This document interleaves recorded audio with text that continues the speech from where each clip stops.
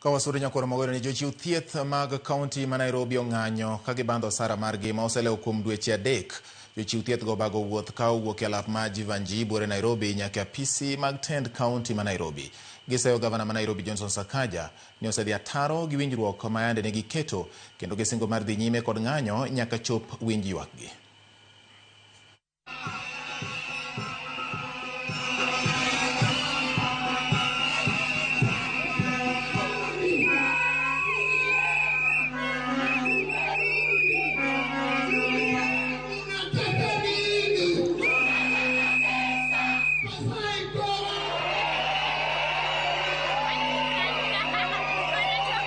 Hatujalipa mishahara for the last 3 months, na that is July, August na September.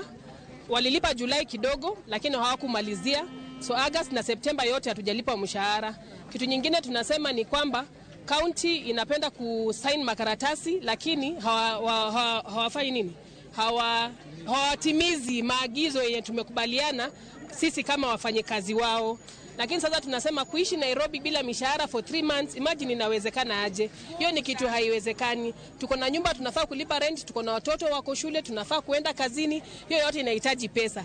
We are getting excuses that Exchequer has not sent money, Maras Jui, the money that was sent is not enough, and all these other stories.